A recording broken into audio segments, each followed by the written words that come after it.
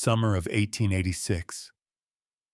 Juniper flats baked under a sky the color of hammered brass. Heat jittered above the tracks, turning steel into mirage, and air into trembling glass. The depot creaked like an old ship, cicadas drilling a slow fever into the afternoon. Dust hung in the stillness, catching light like ground-up gold.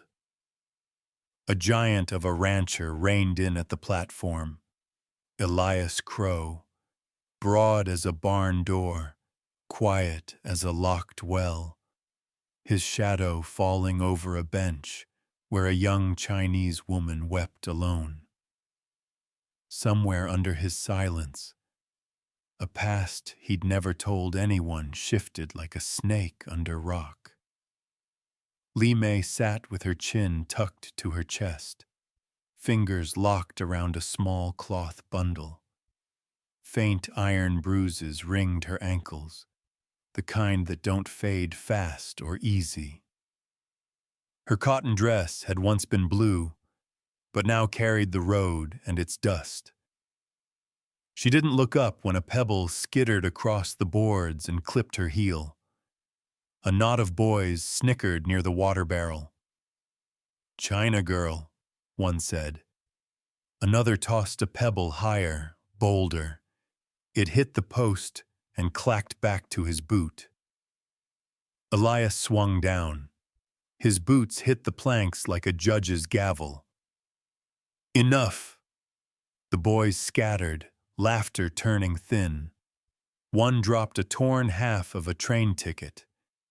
Elias picked it up, glanced at the stamp, Juniper Flats to Sun Mesa, then slid it into his vest. From the depot doorway, men watched with that narrow frontier stare that measures trouble like grain. Someone spit and said, "She's bound paper-wise. Don't stick your nose in it, Crow." Elias ignored him. He crouched, forearms braced on his knees, putting his eyes level with hers. "You can't stay here." Her gaze lifted a fraction. English came slow, careful. "No place to go." He looked at the bundle in her lap.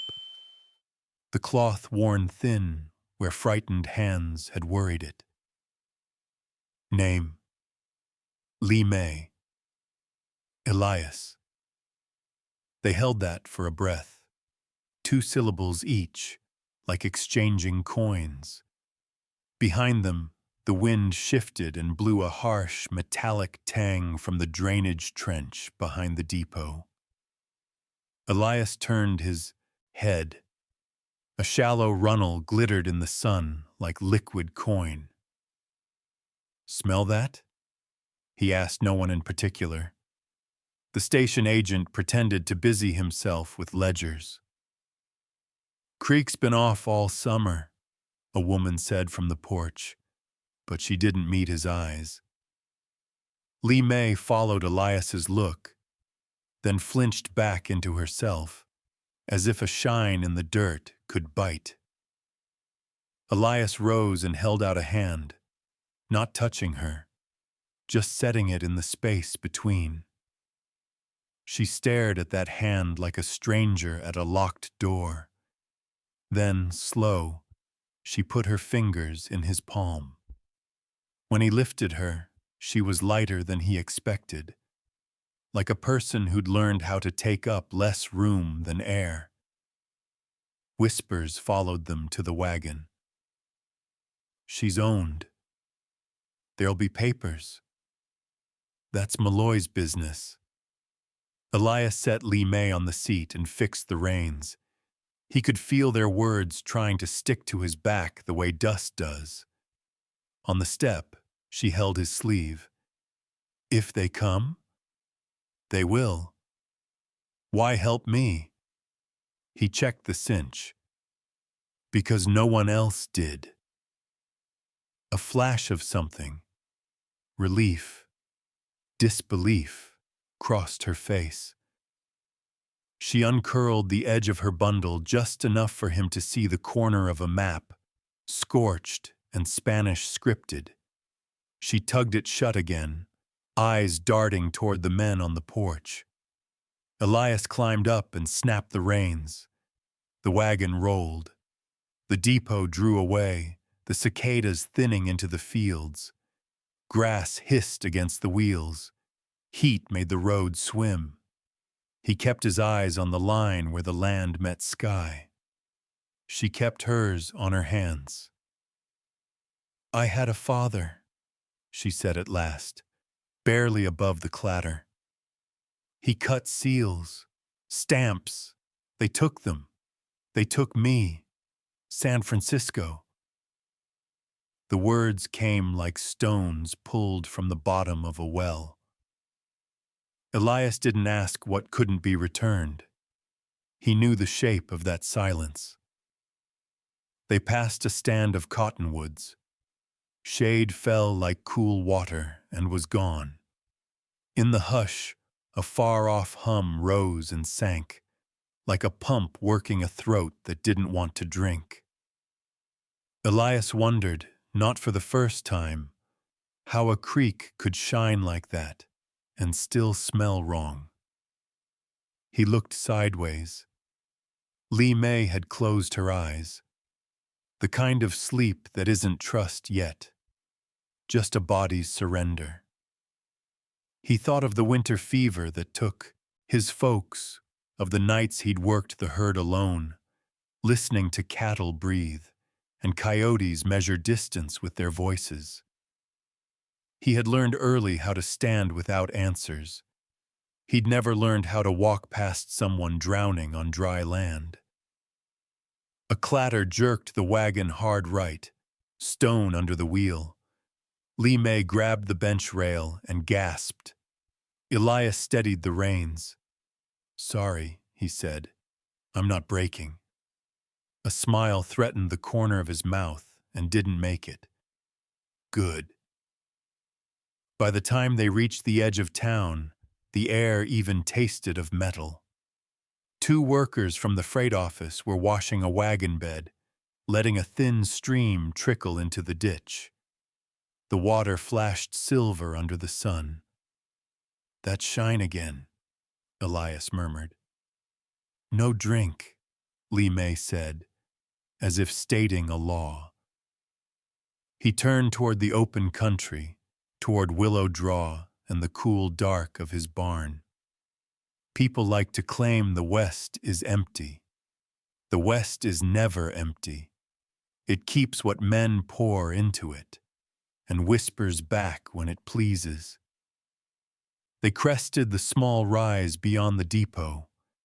Elias felt the hairs on his arms lift the way they do when weather changes. He didn't look back, but he knew a look when it landed between his shoulders.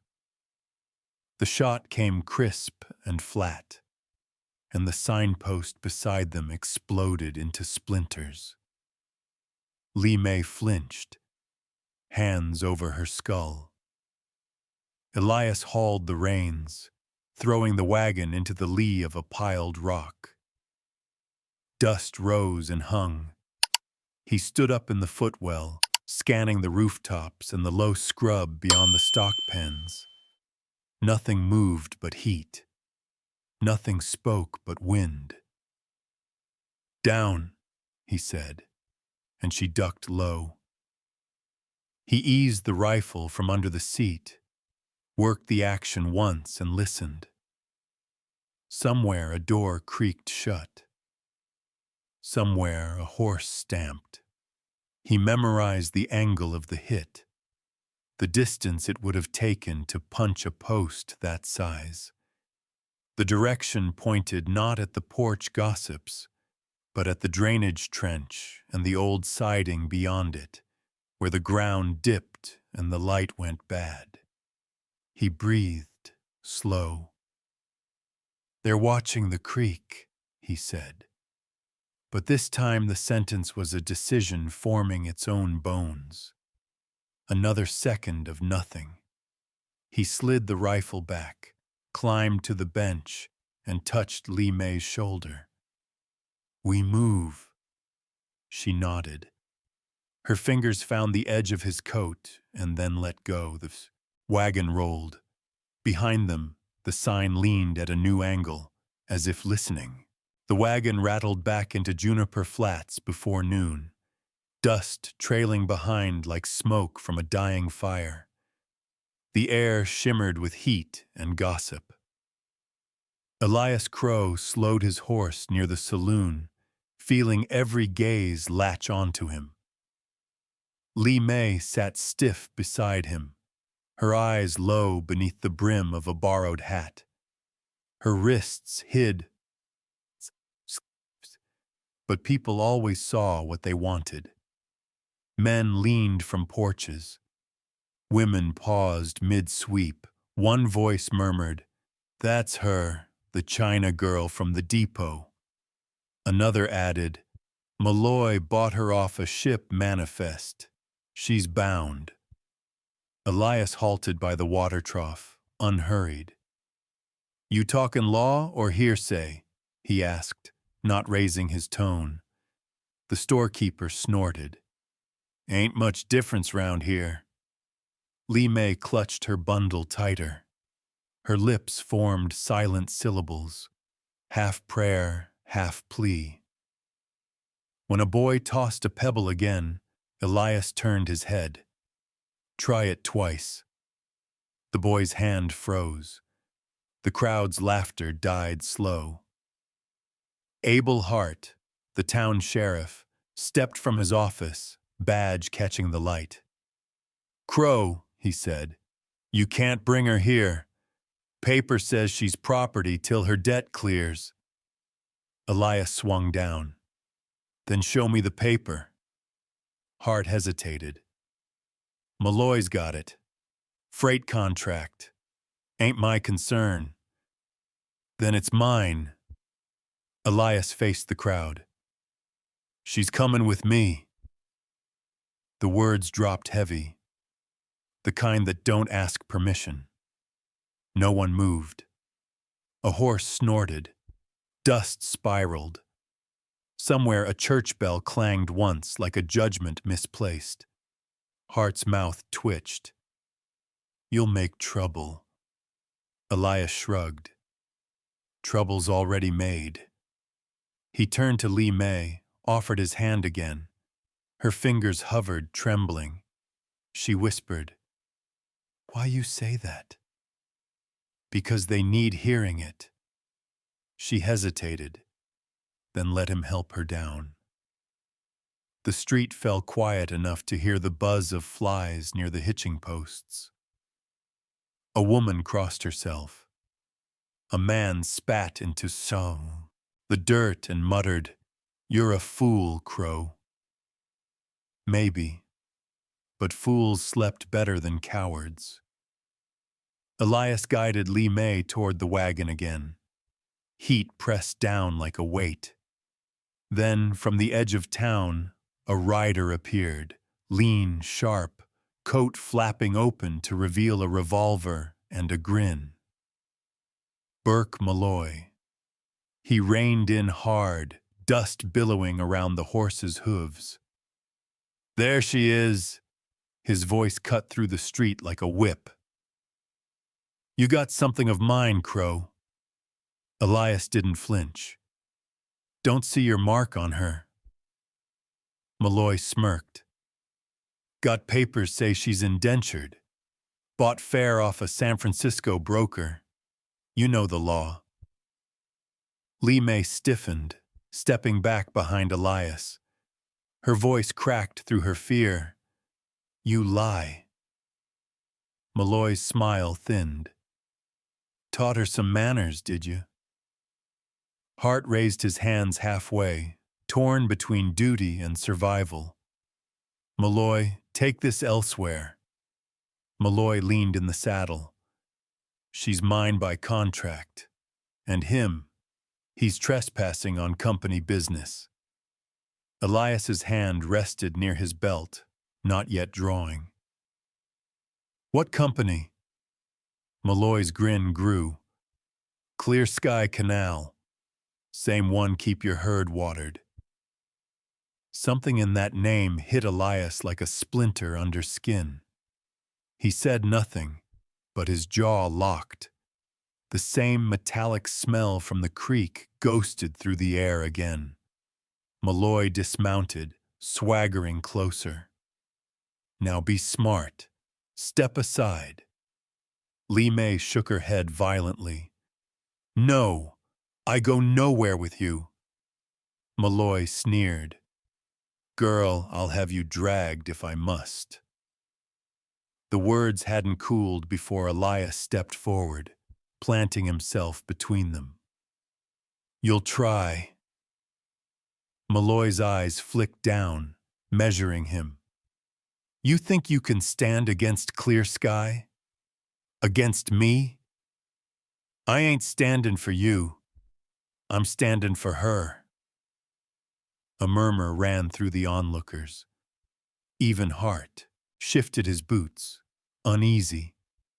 The town liked order, even when it stank of injustice. Malloy's smirk twisted. You're making this personal. It already was. For a moment, nothing moved except the sun crawling higher. Then Malloy's hand twitched toward his holster. Elias's gun cleared leather first. The click echoed across the street, sharp as breaking bone. Don't. Malloy froze, hand half raised. Sweat slid down his temple. Then, slow, he grinned. This ain't over, rancher.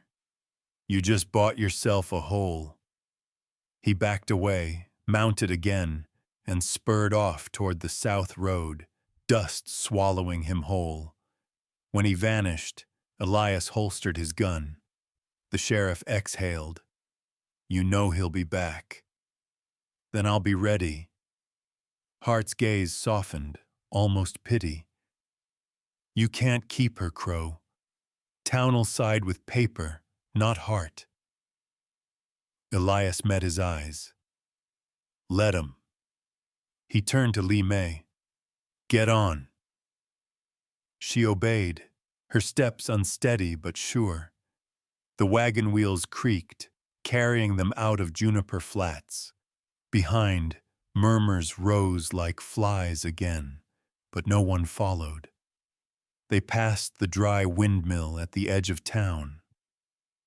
Li Mei broke her silence. You shouldn't fight them. I don't fight for them. Then who? He didn't answer. His eyes stayed on the road. In his pocket, the half-ticket rubbed against his thumb. Juniper Flats to Sun Mesa. He'd ridden that train once, years ago, the day he buried his brother. The memory came and went like heat lightning. A grave, a promise, a reason to never walk away again. As the sun sank, shadows stretched long across the plains. Li Mei glanced over her shoulder, then forward, whispering, They'll come. Elias nodded. Then we ride faster. Far behind, unseen in the shimmer of dusk, a glint of metal winked from the ridge above the creek, a rifle catching the last of the light. The sun was sinking behind the bluffs when Elias urged his wagon off the main trail. Ghost Creek shimmered in the distance, a silver vein slicing through red earth. Wind combed the tall grass, dry and whispering, carrying the scent of metal and dust. Beside him, Li Mei fought sleep, her head dipping, then jerking upright, as though dreams weren't safe ground. You ever been this far east? Elias asked. She shook her head. I came by train, not road. Then you've seen more steel than sky, he said. The horse whinnied, ears twitching. Elias slowed, Behind them, something shifted in the mirage haze. Riders, maybe, or tricks of heat. His hand brushed the rifle at his side. Someone's trailing. Li Mei turned, eyes narrowing at the emptiness. You sure? He nodded. Always sure. A flash of glass caught sunlight on the ridge. A scope. Or maybe just luck. Elias pulled the reins hard and turned into the cut of a dry creek bed.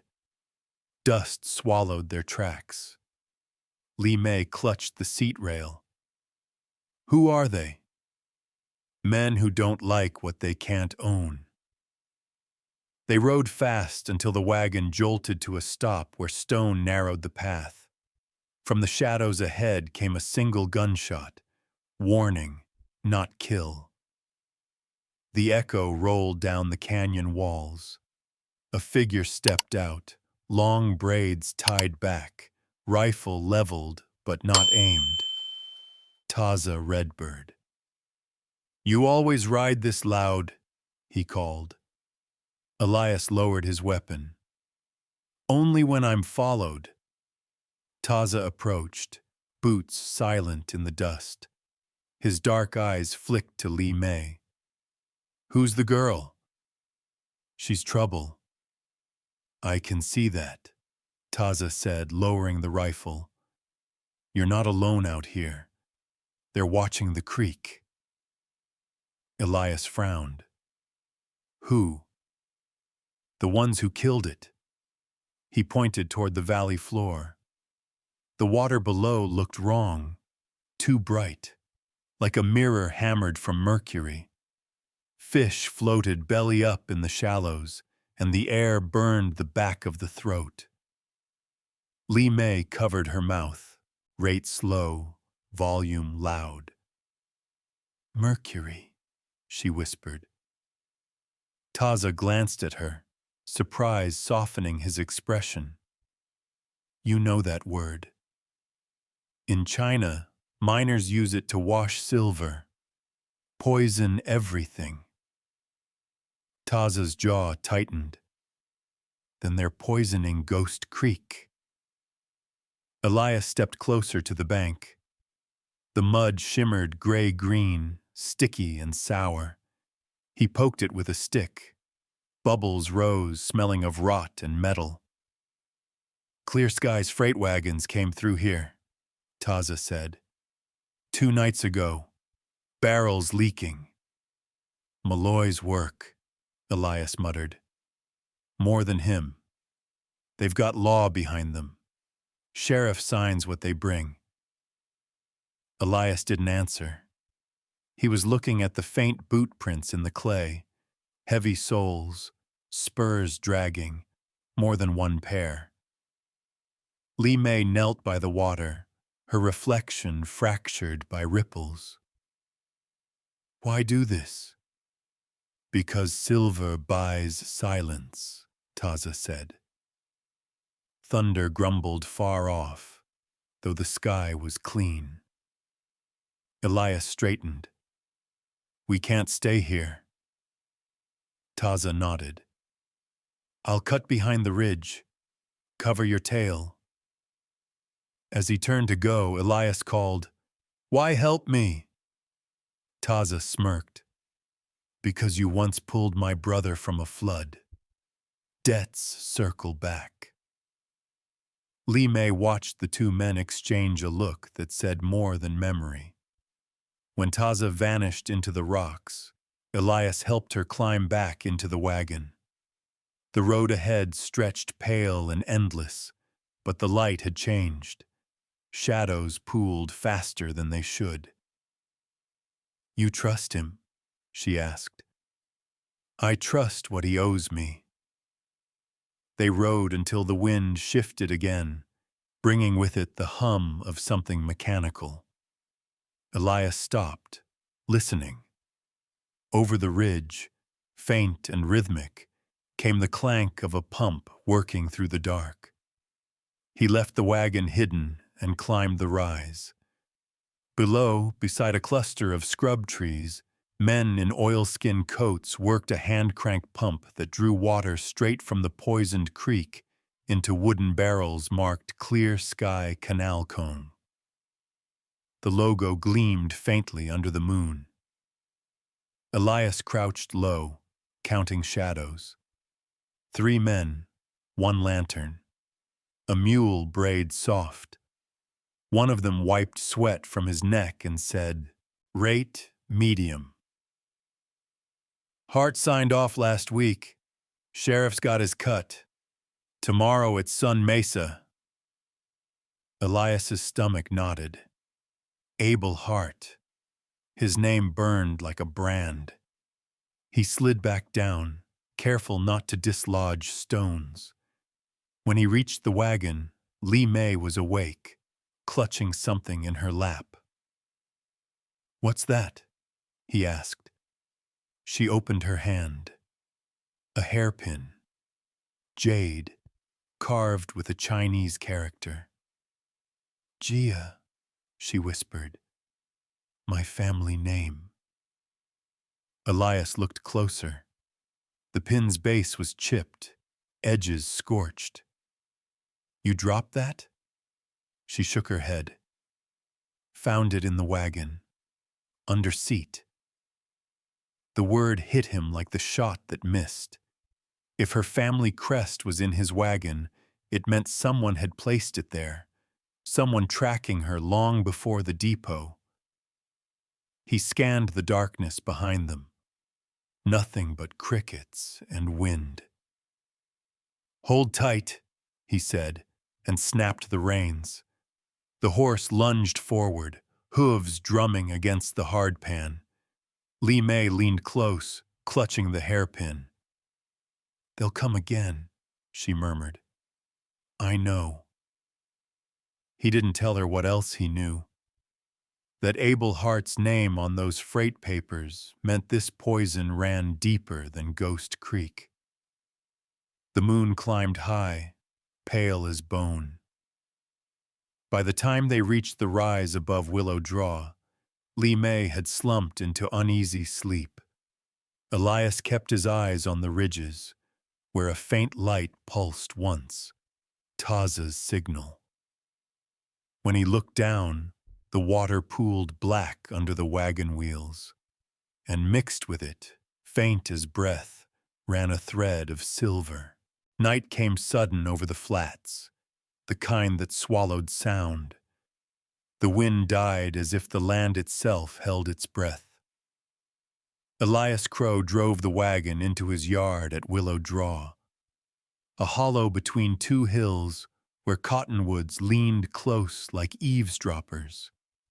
The barn's roof glimmered faintly with dew. Inside the cabin, the hearth waited cold, smelling faintly of cedar smoke and oil. He lifted Lee May down from the wagon. She was half asleep, half frozen from fear. When her boots touched the porch, she hesitated, staring at the single lamp glowing through the window. "You're home?" she asked softly. "For now." She followed him in. The room was simple.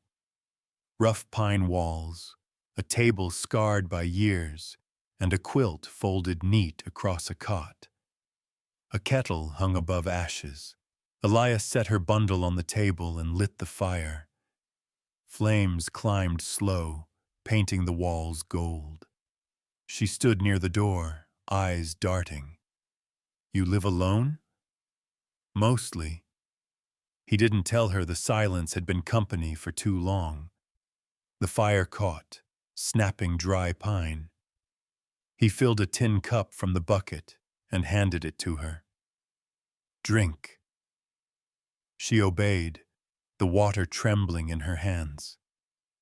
"You should not help me," she said. "They will come. They always do." He removed his coat, hung it on a nail, then sat at the table to sew a tear along the sleeve. A rough job for thick fingers, but steady. Lee May watched him. The sight of that large man mending his own clothes seemed almost gentle. She found herself moving toward the hearth, folding her hands as if unsure what to do with them. Finally, she spoke. "Why you help me?" He looked up, thread between his teeth. "Because no one else would." The answer hung in the air, heavy as truth. She nodded once, then knelt to tidy the ashes from the hearth, movements quick and silent. She found beans, a bit of salt pork, and began to cook, the habit of servitude carried into survival. Elias watched from the table. "You don't have to." "I can," she said simply. When she lifted the pot from the hook, the smell of food filled the cabin, salt, smoke, and something faintly sweet, like home imagined. Outside, the wind rose again, carrying the far hum of a machine. Elias stiffened. "Hear that?" Li Mei paused. "What sound?" He crossed to the window. From the direction of Ghost Creek, a dim light blinked once, twice, then vanished. "Pump," he muttered. "Or signal." He grabbed his rifle and opened the door. "I come," Li Mei said. "No, stay put." She hesitated. "If you die, who helped me then?" He didn't answer, only checked the chamber and stepped into the dark. The night pressed close. Grass hissed against his boots. He followed the faint metallic hum downhill, past the corral, until the scent hit him. Wet iron, oil, and decay. He crouched near the creek bed. In the moonlight, the water looked alive, slick and pulsing silver. Something glinted among the reeds. A scrap of metal stamped with the logo Clear Sky Canal Comb and smeared with black residue. He turned it over. Numbers etched on the back, shipment codes. A twig snapped behind him. Elias spun, rifle ready. The barrel met another's. "Easy," came a low voice. Taza stepped out of the dark, half his face lit by the moon. "You like creeping up on folks?" Elias muttered. "Better than getting shot in the back," Taza replied. "You see the light?" "Pump still running." Elias showed him the metal scrap. "They're draining the creek by night." Taza nodded. "Ghost Creek dies, and Sun Mesa gets its canals. Same poison, different mouth." From the cabin, faint light flickered. Li Mei moving by the fire, waiting. Elias felt something twist in his chest. "They'll come looking here next." "Then move fast," Taza said. Elias pocketed the scrap, turned back uphill. "Keep watch." Taza melted into the shadows. When Elias returned, Li Mei had set the table.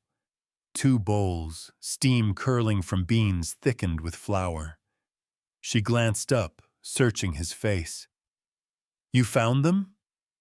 "Not yet, but I found this." He laid the metal scrap down. Her eyes widened. "Same mark on barrels at Thoughton. Dock, San Francisco. Malloy's trail goes longer than I thought." The fire snapped. Outside, an owl called once, distant. Elias sat opposite her. She pushed one bowl forward. "Eat." They ate in silence. After a while, she whispered, "You lost someone." Elias paused, spoon mid-air.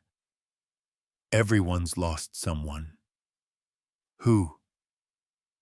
He looked at the fire instead of her. Brother, fever took him. Same year this ranch near burned down. Since then, I keep things standing.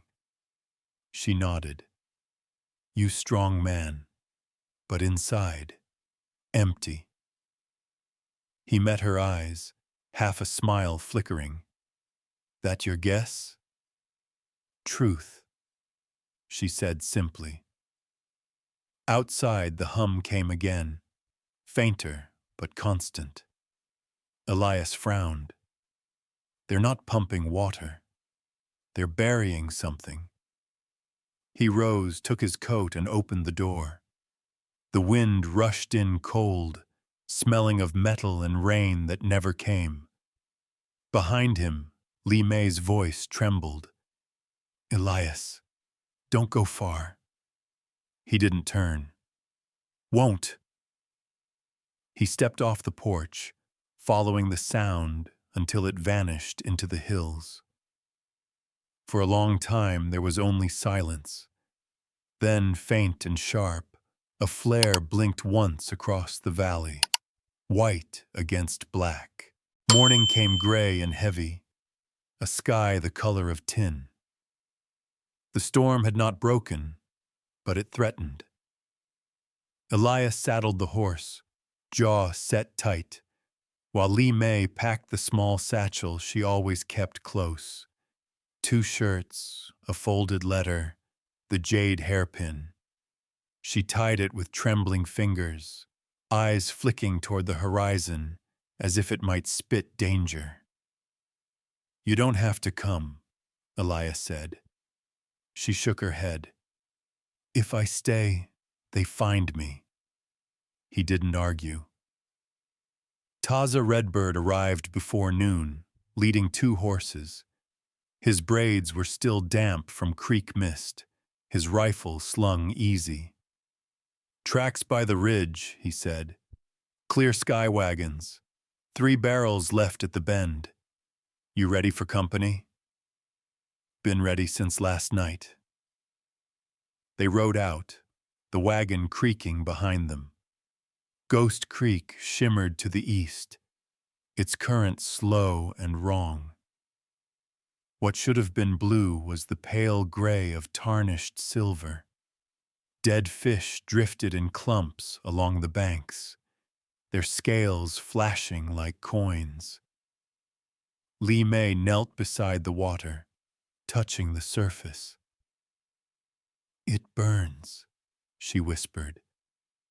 Don't touch it, Elias warned, but she held her finger to the light, small blister forming. Mercury, she said again. They wash silver ore with it. Kill river, kill soil. Taza crouched, sniffing the mud. And feed their greed with poison. He pointed toward a rise where a wagon road cut across the plain. There, supply run. 2 men, maybe 3. I saw smoke. Elias tightened his reins. Let's see what they're guarding. They moved slow, the horses muffled on soft sand. From the crest, Elias spotted them. 3 workers in dust coats, rolling barrels toward a shallow pit. One struck a match to light a fuse under a lamp box. What in hell? Elias murmured. They burn waste, Li Mei said. Hide proof. Before they could move, one man looked up. Riders! Gunfire cracked. The first bullet screamed past Elias's hat brim. He dove behind a boulder, dragging Li Mei down. Taza fired once, shattering their lamp. Smoke billowed, thick and black, covering the creek like fog. Rate slow. Back to the wagon, Elias shouted. Li Mei coughed, clutching the satchel to her chest. No, papers! She pointed to a wooden crate by the dead pump, stamped with Clear Sky's red seal. Taza cursed. You're gonna get us killed for paper! But Elias was already running. He kicked the crate open, scattering folded manifests and letters. A bullet slammed into the dirt beside him. He grabbed a handful, stuffed them inside his coat, and dove for cover.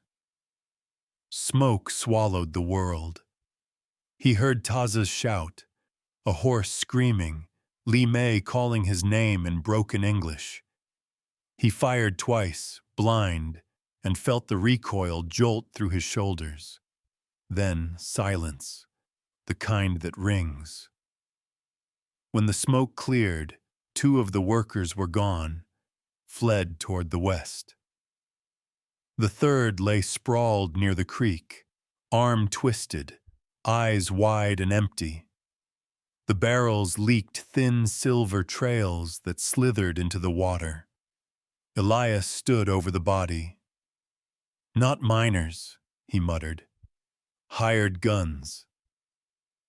Taza checked the man's pockets and pulled out a folded note sealed with wax. "Look." Inside a printed form, Clear Sky Canal Company. Freight authorization. Signed Abel Hart, Sheriff of Sun Mesa. Elias's stomach turned. Hart again. "He's the law here," Taza said. "Law bends easy when it's paid." Li Mei picked up one of the fallen papers, ink smeared, words barely legible. Shipment numbers, ore weight, destination, Sun Mesa storage. Elias took it from her hand. "We ride there next." Thunder growled low across the plains. A drop of rain hissed into the dust and vanished.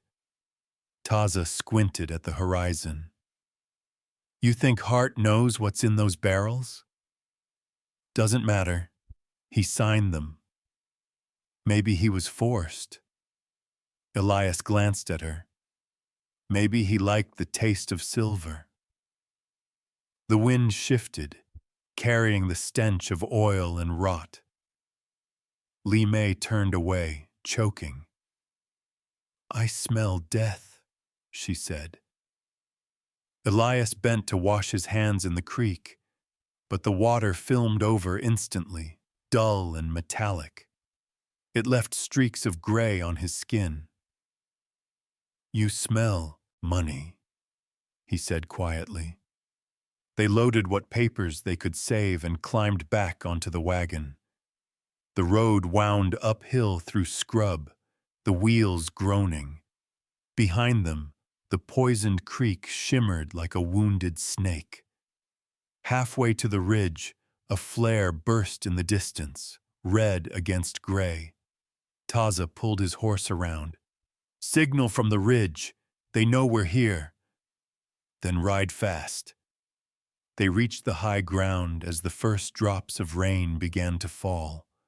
Fat, slow, burning where they touched. Acid rain from the tainted air. Li Mei shielded her face, shouting through the downpour. "What happens now?" Elias squinted into the storm. "Now we find the man who signs death in ink." They crested the last rise. Far ahead, the lights of Sun Mesa glowed faint and false, like gold in a fool's pan. The rain fell harder. Behind them, Ghost Creek steamed, whispering like a grave not yet closed. Li Mei clutched her jade hairpin, whispering something in Chinese that the wind tore away. Elias didn't ask what it meant. He only drove the horse faster, the papers beating against his chest like a second heart. By the time they reached Sun Mesa, the storm had thinned to drizzle. The town glimmered under a low sun, streets slick with mud, signs rattling in the wind. Elias reined in near the sheriff's office, a squat building with peeling paint and a flag drooping on its pole. Beside him, Li Mei sat straight-backed, clutching her satchel. Taza lingered behind, eyes scanning every roofline. Best if you stay quiet, Elias said. I can be quiet, she murmured. They dismounted. Inside, the office smelled of tobacco and rain-soaked wood. Sheriff Abel Hart sat behind his desk, boots up, reading a ledger. His badge was polished brighter than his conscience. Crow, he said, not looking up. Heard you've been stirring dust.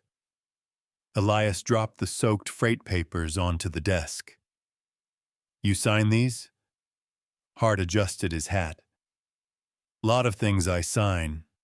Which one's got you riled? Clear Sky Canal.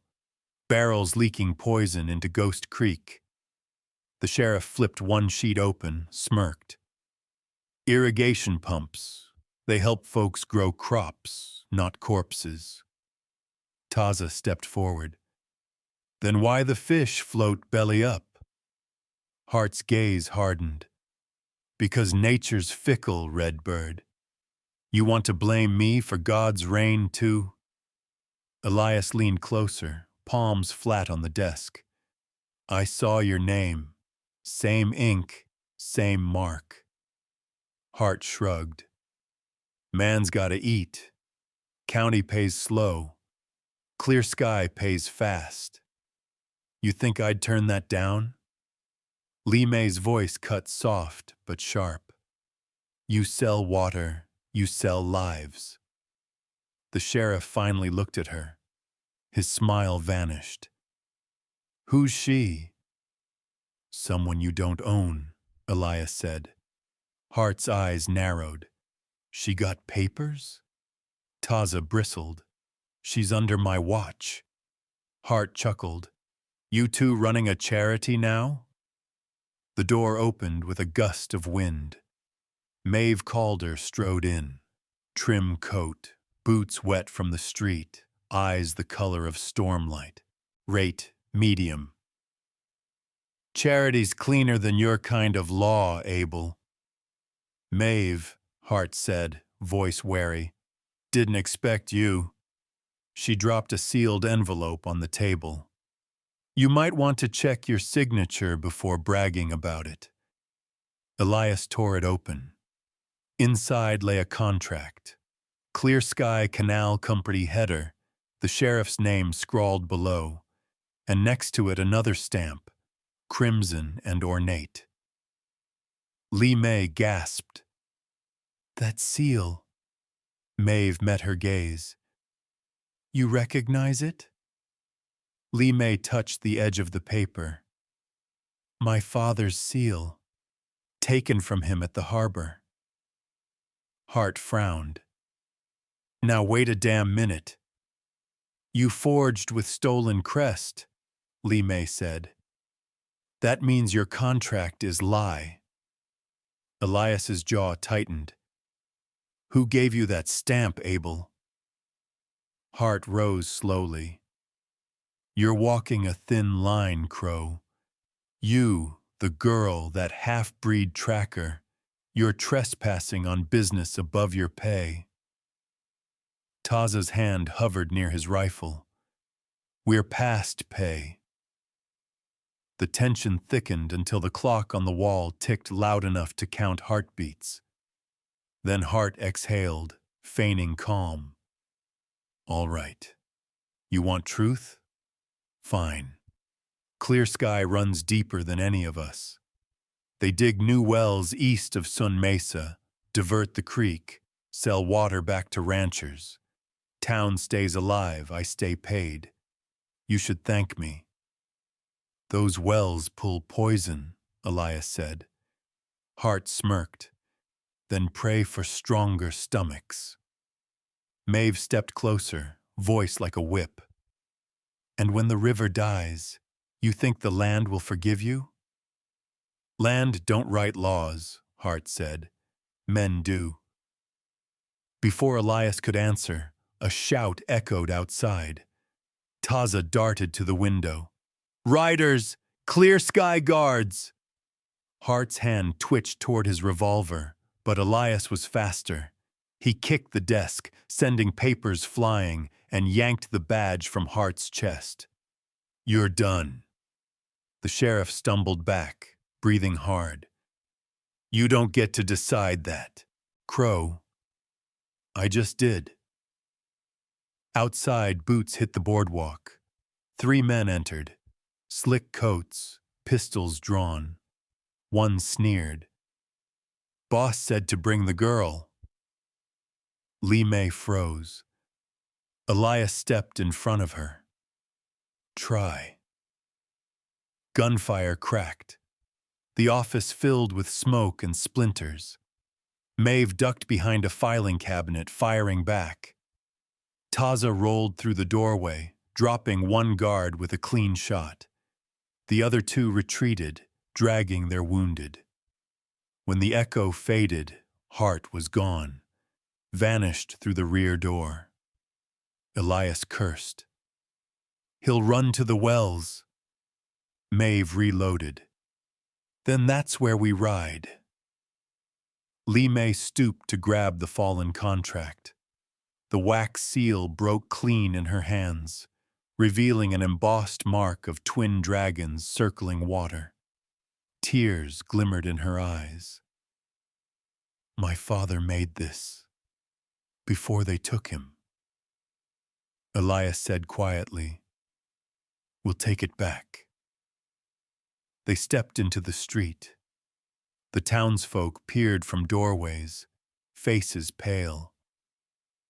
The storm had passed, but thunder still rolled beyond the hills, an omen more than weather. Taza spat into the mud. "Every town got a devil. Ours just wears a badge." Maeve holstered her pistol. "Then we drag him into daylight." The saloon lights of Sun Mesa burned late that night. Their glow blurred through sheets of wind-blown dust. The golden sluice was loud with whiskey laughter and the smell of spilled beer. Men leaned on tables like vultures waiting for a kill. Elias Crow stood near the doorway, coat collar up, eyes sweeping the room. Beside him, Taza Redbird nursed a single drink, his gaze fixed on the back corner where Burke Malloy, Clear Sky's foreman, sat playing cards. At the bar, Maeve Calder kept the barkeep busy, her tone easy but sharp. "You seen the sheriff tonight?" The barkeep spat into a bucket. "Rode out an hour ago. Took 3 men with him. Said something about the wells." Maeve slid a coin across. "And Malloy?" "Never leaves till he's sure he's watched." Elias turned slightly. "Then we'll give him a show." Taza muttered, "You trust this plan?" "No," Elias said, "but I trust anger." In the shadows near the piano, Lee May waited, veil drawn low. Her hands clutched the satchel close, the broken seal resting inside. She didn't look up until the door banged open and laughter spilled in. Her breath caught. Malloy had turned, and his scarred face glinted in the lamplight. "That's him," she whispered. Taza laid a steadying hand on her shoulder. "Not yet." But Lee May's eyes were locked on the man. The memory of her father's workshop flickered through her. Inkstone, wood smoke, her father's rough voice saying, "Every mark you carve is a promise." She'd been 12 when men came for him. Foreign merchants, silver in their pockets and knives behind their smiles. They took his seals, his papers, and when she screamed, they took her too. Now the same red mark sat in Malloy's hands, pressed on Clear Sky contracts. Elias caught her trembling and spoke low.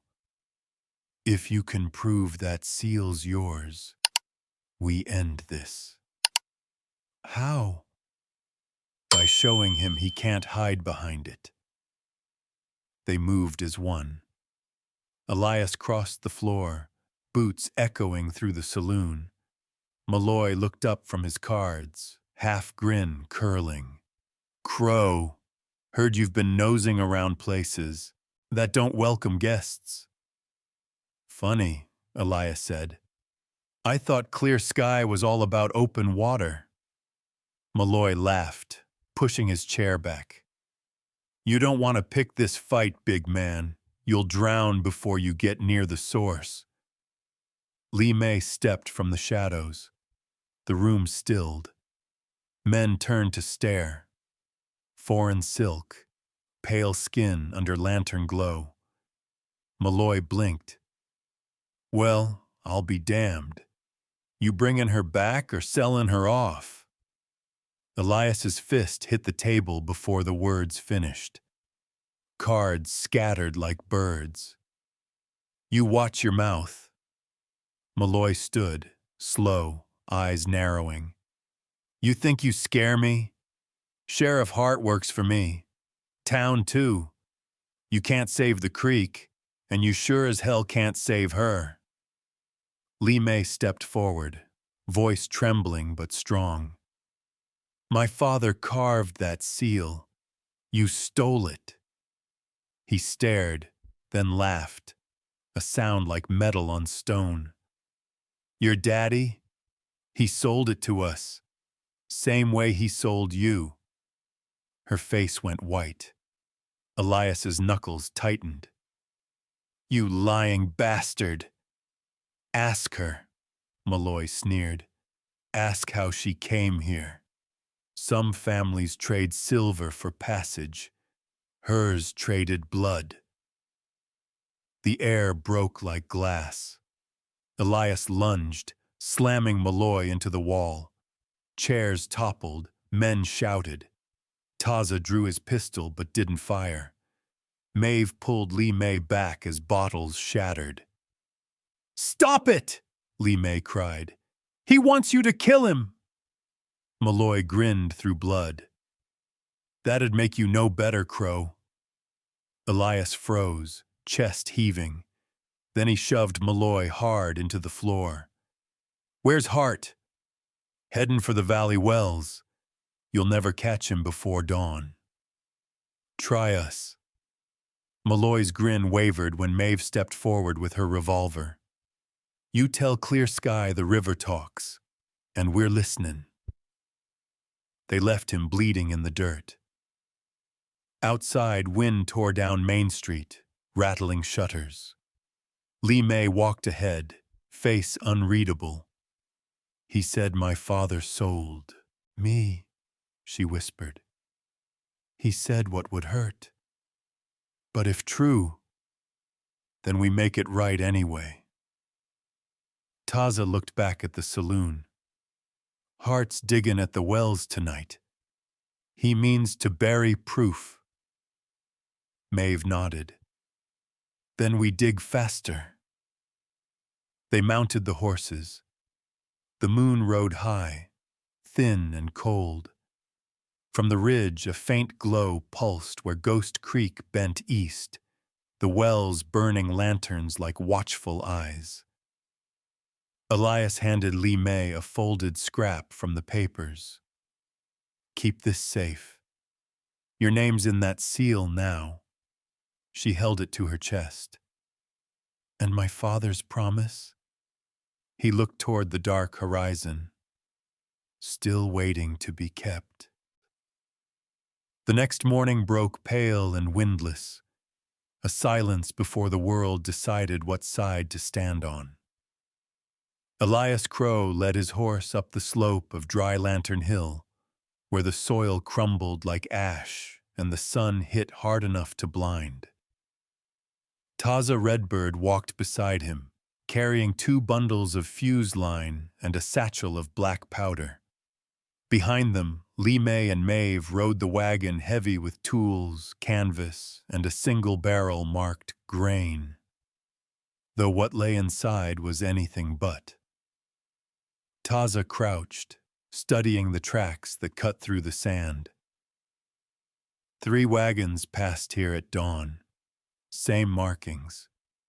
Clear sky. Elias nodded. They'll reach the valley by noon. Maeve shaded her eyes. We'll have one shot to stop them. You sure this place holds?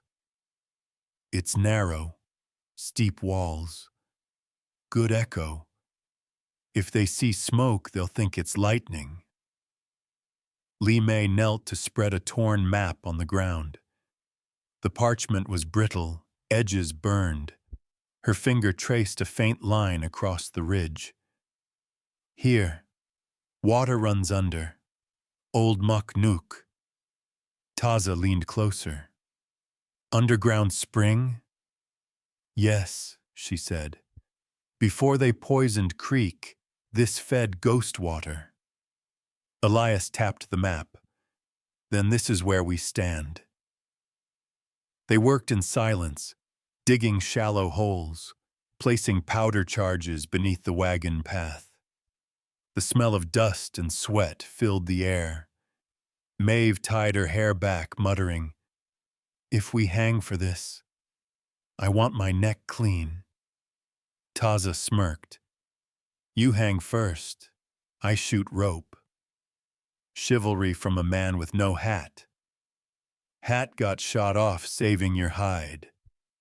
Elias cut in, half grin tugging his scar. You two done courting? Maeve huffed. Not until one of us dies. Li Mei watched them with quiet confusion, the corners of her mouth twitching. It was the first almost smile they'd seen from her. By noon, the sun burned high. They dragged the dummy wagon into position, a scarecrow built from old boards and rope. Elias packed the detonator in a wooden crate, ran fuse lines back to a ditch. Taza checked his rifle. We blow the first wagon, block the pass, grab their papers, if Hart rides with them. Then he answers. Maeve glanced at Li Mei. You sure you want to be here? Li Mei nodded. If they use my father's seal, I end it with my hands. The wind picked up, carrying a dry whisper through the sagebrush. In the distance, dust began to rise, slow at first, then swelling like breath before a scream. They're coming, Taza said. Elias took position behind the rocks, eyes narrowed against the glare. He felt the weight of the detonator cord in his hand, rough hemp biting his palm. Li Mei crouched beside him, clutching the jade hairpin. You trust me? She asked quietly. He looked at her, just for a heartbeat. Not yet, he said, but I will. The words held steadier than a promise. Below, the wagons approached, 3 shone in a line, canvas covers snapping in the wind. Men rode alongside, rifles glinting. At their head, Sheriff Abel Hart sat tall in the saddle, badge catching sunlight like a mirror. Taza cursed under his breath. There he is, riding proud for a dead man. Elias's grip tightened. Wait for the first wagon to cross the mark. The horses thundered closer, the sound swelling until it filled the canyon like drums of war. Li Mei pressed her fingers into the dirt, lips moving in silent prayer. Then, the lead wagon hit the ridge. Elias yanked the cord. A heartbeat's silence. Then the world erupted. The blast cracked open the dry earth, throwing dust and flames skyward. The wagon shattered, splinters spinning through smoke. The second driver screamed, yanking his reins as his horses bolted. Men dove for cover. Gunfire roared. Go! Elias shouted. Taza's rifle barked twice, dropping a guard from his saddle. Maeve leapt from the ditch, sprinting toward the overturned cart. Li Mei followed, skirts catching on rocks. Smoke rolled thick, choking the air. Hart's horse reared, throwing him into the dirt. He crawled behind a boulder, firing wild. "Crow, you'll hang for this!" Elias fired back. "You first!" Maeve tore open a crate, pulling out scrolls and stamped ledgers. "Got the papers!" "Grab the seal!" Li Mei shouted. Through the smoke, she saw it. Red wax, twin dragons. She reached, fingers brushing the parchment, just as another shot rang. The bullet grazed her sleeve. Taza hauled her down. Rate slow. Stay low. From the ridge, a flare burst red. Malloy's signal. Reinforcements. Elias cursed. "We've got minutes!" Maeve stuffed the ledgers into her coat. "Then run!"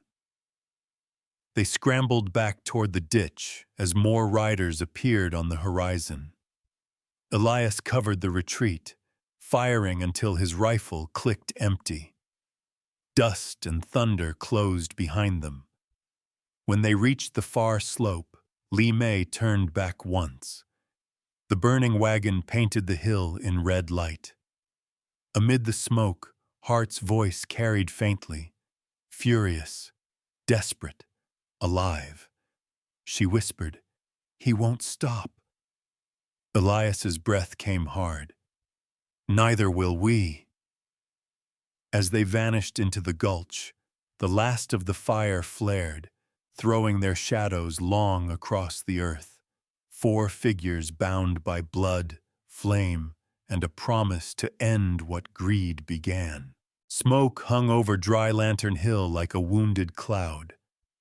The ground still trembled where the first wagon had blown apart. Elias Crow crouched behind the rocks, reloading. His hands were steady, his jaw set like stone. Below, chaos reigned, horses screaming, men shouting, the metallic stench of gunpowder thick in the air. "2 more coming up from the ridge!" Taza shouted. "I see 'em," Elias answered, snapping the lever shut. "Keep their heads down." Maeve Calder darted between burning crates, kicking aside papers already catching fire. "These are clear sky manifests. If we lose 'em, this was for nothing." Li Mei, crouched beside the wreck, grabbed a half-charred leather tube.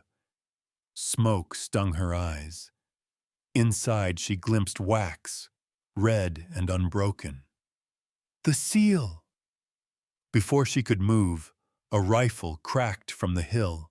The bullet tore through the crate beside her. She fell, clutching her shoulder. Elias fired back, the muzzle flash blinding in the smoke. "You hit?" "Not bad," she gasped. "Keep fighting." Taza slid down beside her, tossing a knife. "If they close in, use that." She looked at the blade as though it were something from another life. "I used to carve words. Now I cut men." "Welcome to the West," Taza said grimly. From the haze rode Burke Malloy, his horse black with sweat.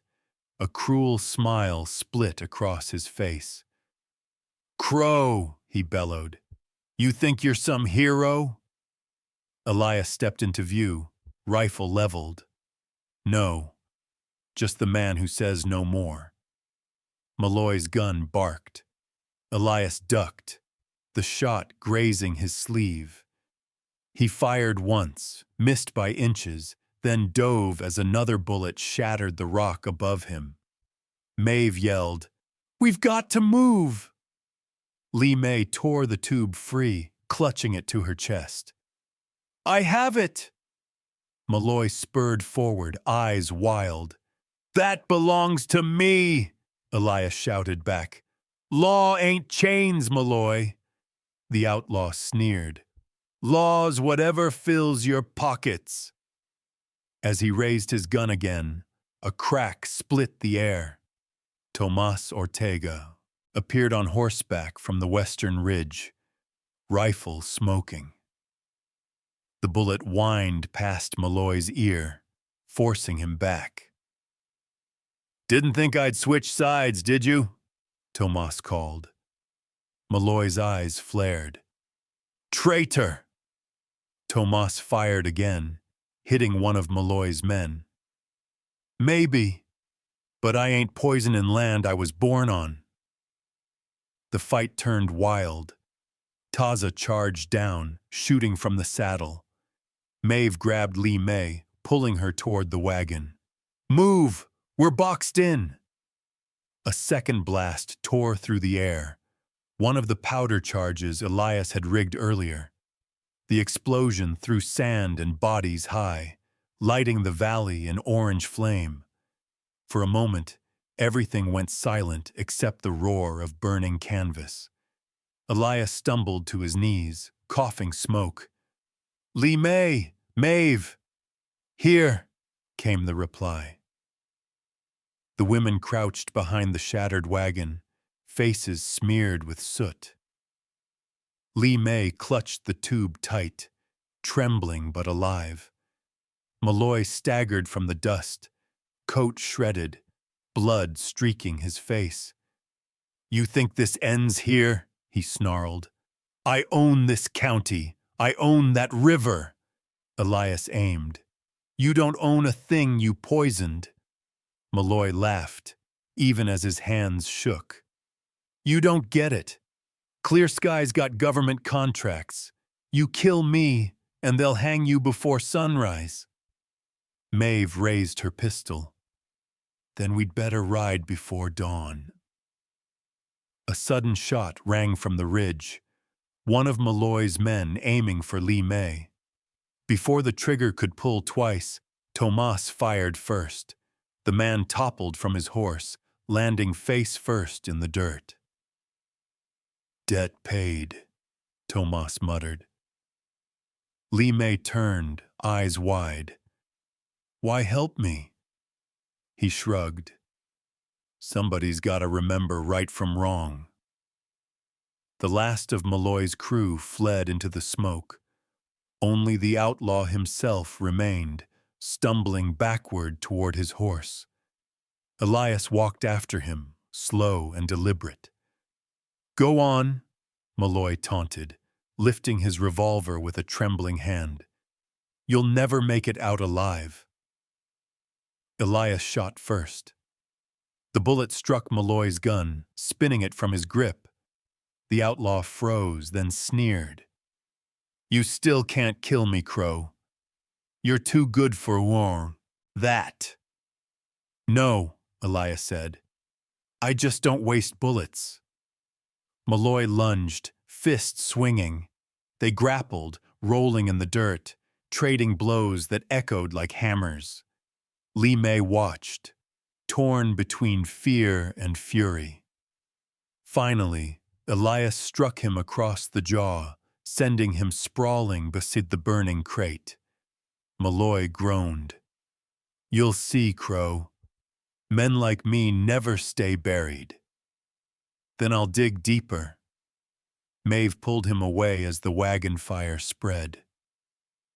We've got to go. He looked at Lee May. You got it? She lifted the tube. Yes, and more. Inside the cracked case, two halves of parchment joined. The charred map from her satchel and the Clear Sky deed. Together, they formed a perfect seal of ownership. Her father's mark, proof the land was never theirs to take. Wind whipped through the valley, scattering ash and papers. Taza mounted his horse. Time to vanish before the smoke clears. They rode from Dry Lantern Hill as dawn broke red behind them. Far below, The flames reflected in the poisoned creek. Silver turned crimson. Night fell like a curtain soaked in ash. The flames at Dry Lantern had dimmed to dull embers, and the riders reached an abandoned stable near the edge of Ghost Creek. The walls leaned with age, the roof open to the stars. The moon hung low, white, round, watchful. Elias Crow dismounted first, boots sinking into damp soil. He hissed softly as his side brushed the wound Malloy's knife had left hours earlier. Maeve Calder gathered kindling. "Sit down before you fall down." "I've had worse," Elias muttered. Taza Redbird tied the horses, scanning the horizon. "Worse doesn't bleed that much." Lee May knelt beside Elias, tearing a strip from her skirt. "Let me." He started to protest, but her hands were already at work, careful, precise, trembling only once. She poured water from her canteen, washing the wound. He clenched his jaw, silent except for a low exhale. "You should rest," she said. He smiled faintly. "Never been good at that." Taza built a small fire, the flames crackling soft. Maeve leaned against the post, reloading her revolver, eyes sharp even in weariness. "They'll follow the smoke. We've got until dawn." Lee May wrapped the bandage tight. "If he dies, who leads?" Maeve glanced over. "Then you will, sweetheart. You've got his stubbornness." Lee May looked at Elias. "He carries it heavy." Elias raised a brow. "Still here, you know." She ignored him. "Back in China, my father said a man's worth measured by the peace he keeps, not the fights he wins. Here, peace dies fast." Taza tossed a stick into the flames. "In this land, even peace needs a gun." For a while, no one spoke. The crickets took up their song, soft and endless. Lee May sat close to the fire, her face gold in the light. "I was sold," she said quietly. "Twice." Maeve looked up but said nothing. "The first time, my father believed he paid passage for both of us. The second time, the ship captain sold me when he found I was alone. Men traded me like crates. Names changed, faces didn't." Elias stared into the fire. "You're done being sold." She turned to him. "Why risk for me? You don't know me." "I know what it's like to lose everything." "What did you lose?" He didn't answer at first. Then, "My brother. Fever took him. Left me land and ghosts." Lee May's eyes softened. "You keep working so you don't hear them." He gave a half smile. "You read people too well." "I read pain. It speaks same in any tongue." Maeve stretched her legs, breaking the silence. "You two should sleep before you start preaching. I'll take first watch." Taza nodded. "I'll take second. If they come, I'll smell the horses first. Let's hope the wind favors us." Elias leaned back against the wall. The boards were cold, but the fire's warmth reached him. Lee May sat near his knee, folding the bandage ends neatly. He watched her, something unspoken stirring. "Where will you go?" he asked, "when this ends?" She hesitated. "Home, if home still remembers me." He said softly, may be homes wherever you stop running. The words lingered. She looked down, hiding a smile that was almost grief. Outside, an owl cried once. The sound echoed through the valley. Taza rose suddenly, rifle in hand. "Riders," he said, far off. Everyone froze. Maeve peered through the cracks. Lanterns. 2, no, 3.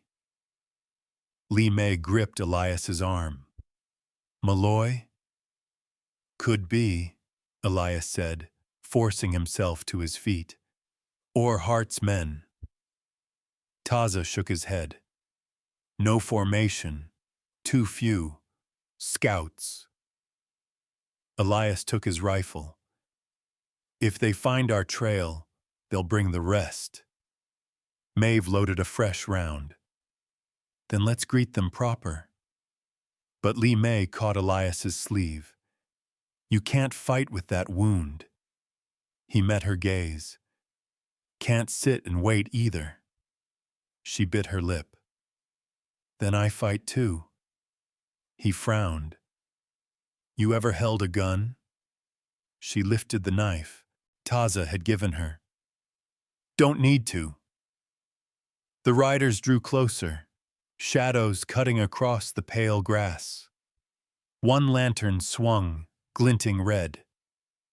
"Hold," Taza whispered. "Let them pass." They crouched in silence. The fire guttered, wind carrying the scent of ash and river rot. Lee May's heartbeat thudded loud in her ears. Then a horse whickered near the stream. The lantern lifted higher. "They've seen the horses," Maeve hissed. Elias raised his rifle, then stopped. The lead rider dismounted, lifting his hat. Not Malloy. A boy, barely 16, clear sky crest stitched on his sleeve. Behind him, 2 others older, nervous. The boy called out, "Anyone alive in there?" Elias waited. Then, "Depends who's asking." The boy stepped closer. "Orders said to check the fires. Malloy didn't come back." Maeve whispered, "Then he's not far behind." Elias aimed low. "You tell your boss the ground's tired of his poison. If he wants to keep breathing, stay out of my creek." The boy swallowed, nodded once, then turned his horse and fled. The others followed, spurs jingling faintly until the sound vanished into distance. Elias lowered the rifle, breathing out slow. Lee May touched his bandaged side. "You bleed again." He smiled faintly. "Can't seem to help it." Outside, the moon climbed higher, pale light spilling through the cracked roof. Lee May leaned her head against the wall beside him, eyelids heavy. He whispered, "Sleep now. We move at dawn." She murmured, "If dawn comes." Dawn broke sharp and brittle, the sky cut in half by streaks of orange and dust. The riders reached Willow Draw just as the first light touched the hills. The creek below ran slow and dark, the reflection of ash still floating on its surface. Elias Crow stepped down from his horse, every muscle tight with the knowledge that time had run out. "They'll come here," Maeve said quietly. "Malloy or Hart, or both." "They'll come for proof," Elias replied. "And the girl." Lee May stood by the porch, the morning wind tangling her hair. "Then we end it here." Taza Redbird nodded. "Earth remembers blood. Let it remember theirs for once." They moved quickly. Maeve unpacked the stolen ledgers, spreading them across the table inside the cabin. These show every shipment, mercury, ore, forged contracts.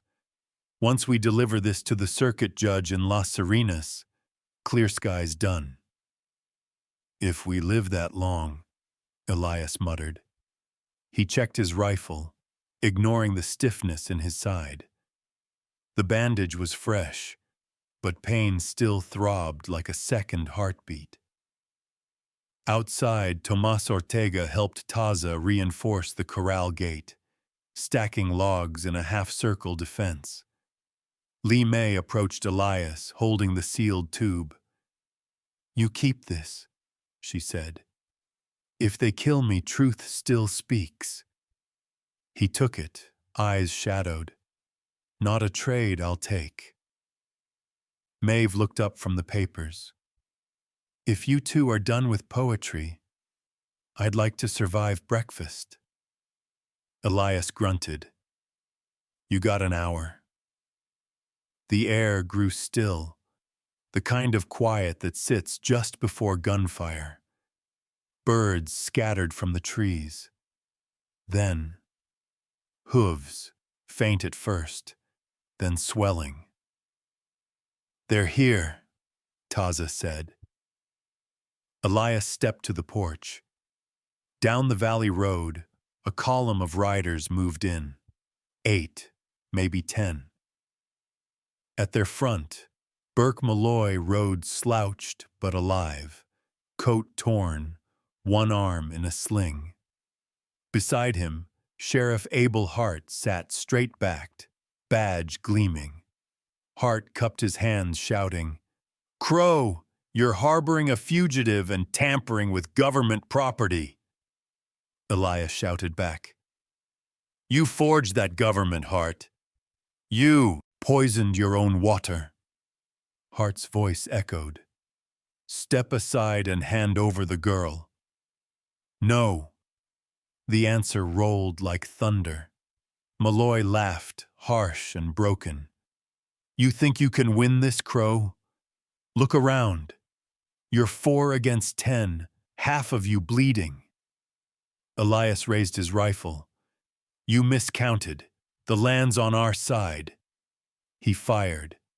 The bullet struck the dirt at Malloy's horse's hooves, sending the animal rearing. Gunfire erupted from both sides. Dust exploded from the fences, wood splintering. Maeve took cover by the window, returning fire with sharp precision. Lee May ducked under the porch rail, clutching her satchel. Bullets tore through the posts, inches above her head. Taza's rifle cracked steady rhythm from the barn loft, dropping one rider, then another. Tomas shouted, "They're circling west!" Elias moved to cut them off, crouching behind the water trough. Hart's men advanced, rifles glinting. One shouted, "Surrender and maybe we'll let you hang clean." "Come take me," Elias muttered and fired. Inside, Maeve flipped the papers into a tin box, sealing it tight.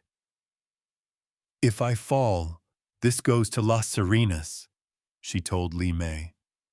"You run and don't stop." Lee May shook her head fiercely. "No more running." Outside, Malloy shouted over the chaos, "Burn it down! If we can't have it, no one does." One of his men hurled a torch. Flames caught on the barn roof. Taza cursed, leaping down to beat it out. Smoke filled the air, mixing with gunpowder and fear. Elias saw Hart creeping through the brush, pistol drawn. He stepped from cover, voice hard. "Drop it, Abel." Hart smirked. "You'll never prove a thing." "You already did." Elias lifted the tube, the seal glinting in sunlight. "This land belongs to her family, and you signed your name under stolen ink." Hart hesitated. "The judge won't hear a foreigner's claim." Then he'll hear mine. A shot rang. Hart staggered back, staring at the hole blooming red across his chest. Behind him, Taza lowered his rifle. Law serves truth, not thieves. Malloy screamed, charging forward, firing wild. Elias met him halfway, bullets grazing his coat. They crashed together, fists and fury. Malloy swung a shovel from the fence, striking Elias across the back. Elias grunted, grabbed the man's collar, and slammed him into the dirt. Lee May ran from the porch, shouting, "Elias!" Malloy rolled, seizing her arm. "You're mine," he snarled. "No!" She swung the tin box, striking his face. He reeled, dropping his gun. Elias kicked it away, then slammed his fist once more, hard enough to end the fight. Malloy lay gasping, spitting blood. "You can't kill me all. Clear Sky owns this land. Always will." Elias stood over him. "Not after today." Behind them, Taza fired the last shot, bursting the mercury barrels. Silver liquid spilled across the dirt, glinting under the sun before turning dark. Lee May stepped forward, voice steady. "I belong to no man." The wind shifted. The fire died. Sheriff Abel Hart lay still. Malloy groaned once, then fell silent. Maeve emerged, soot streaked across her face. "It's done." "No," Elias said quietly. "It's only started." Morning crept slow across Willow Draw, soft as breath after a cry. The smoke had thinned to ribbons that drifted east with the wind. Ash clung to the fences, to the trees, to every scar of the night before. Elias Crow stood on the porch, hat in hand, watching the sun climb pale over the ridge. His rifle leaned against the rail, still smelling of gunpowder. For the first time in weeks, no sound of hooves followed the wind. Behind him, Maeve Calder stepped out, sleeves rolled, her face drawn but alive. "Judge in Las Serenas'll need to see those papers," she said. "I'll ride at noon." Elias nodded. "You've earned the right to carry them." She smirked faintly. "Hell, I've earned a drink first." Taza Redbird approached from the creek, boots wet, a shovel across his shoulder. "Buried the last barrel," he said. "Ground's thirsty, but she'll heal." Elias watched him. "And the men?" "Two lived. Rode north. They won't come back." The wind shifted, carrying the faint scent of clean water. Lee May stood near the bank, her hair loose, sleeves rolled to her elbows. The creek flowed clearer now, sunlight dancing on its surface. She cupped a handful, letting it fall through her fingers. "It's different," she whispered. "Alive again." Elias joined her. "Takes time for poison to leave." She glanced at him. "Same with people." They walked along the bank where ash met grass. Nearby, Taza knelt, placing a small bundle into the soil, a pouch filled with dried herbs and feathers. "Medicine for the earth," he murmured. "Let her keep what pain she must, and forget the rest." Lee May watched him, then knelt beside him, placing her jade hairpin into the dirt. "My father's mark," she said softly. "No more carried, no more stolen." Taza pressed the soil closed. "Then it belongs to the wind now." Maeve rode up, her horse restless. I'll take the trail to Las Serenas before the sun hits high. The judge knows me. If he's got any backbone left, he'll make this right. Elias handed her the tin box. Rate slow. The deed's inside and the seal. Don't let it out of sight. Maeve smirked, sliding it into her saddlebag. After all this, I'd like to see anyone try. She looked between him and Li Mei. You two, figure out what you are. This land's got enough ghosts already. With that, she turned her horse toward the east and rode into the rising light. For a while, only the sound of the creek filled the air. Li Mei bent to pick up a smooth stone, rolling it in her palm. What will you do now? Elias shrugged. Fix what's left. Fences, roof, maybe plant. She smiled faintly. You sound like man who still believes in tomorrow. He glanced toward the horizon where new stakes had been driven into the soil, surveyor posts gleaming faintly. Tomorrow's already coming. Railroad companies moving west. They'll claim this valley next. Then you'll fight them too? He chuckled, a low, tired sound. Maybe I'll ask first. Li Mei turned to the creek again, eyes reflecting its shimmer. I dreamed last night, she said. My father stood beside the water, smiling. He said I found my name again. Elias's voice was soft. He'd be proud. She looked at him. Would your brother be proud of you? He hesitated, then nodded once. He'd say I finally stopped running from ghosts. She stepped closer. The light caught the curve of her face, the quiet strength there. Then don't run anymore. He smiled, not planning to. They stood like that, two silhouettes framed by dawn, the creek whispering beside them. A hawk wheeled high above, its shadow gliding across the land that had nearly burned. Taza called from the porch. Water's clear enough to drink again. Elias cupped his hands, filling them from the stream. He handed the first sip to Li Mei.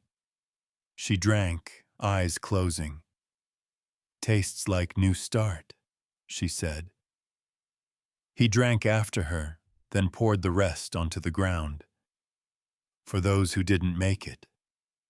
Taza nodded. For the land that did. The wind rose, stirring the cottonwoods. Petals of pale dust lifted from Poivre, the soil like ghosts finally free. Li Mei reached for Elias's hand. You think they'll come back? The company? He asked. Men like Malloy. He looked out across the plain where the horizon shimmered gold. Maybe. But next time, they'll have to go through 3 of us. She squeezed his hand. Then we'll stand. The words lingered, soft as prayer. As the sun climbed higher, the 3 of them walked toward the cabin. Smoke no longer clung to the air. The land smelled of wet earth and beginnings. Behind them, Ghost Creek glimmered clear and endless, winding toward the far hills where the future waited, silent and bright. Out here in the quiet after the storm, the story of Elias Crow and Li Mei reminds us that even on the roughest frontier, mercy still finds a place to rest. In a land built on dust and grit, they discovered something worth fighting for. A bit of peace, a clean river, and a hand to hold through the long nights.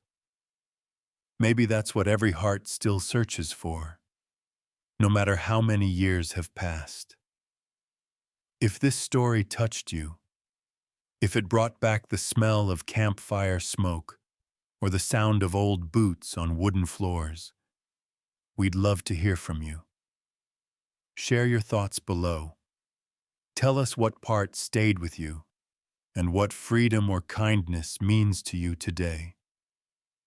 Tap the like button if you believe stories like this one still matter.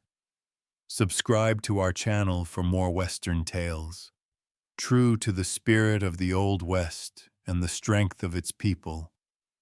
And don't forget to ring the bell so you'll never miss the next ride across the plains. From all of us here on the frontier, thank you for keeping the fire burning.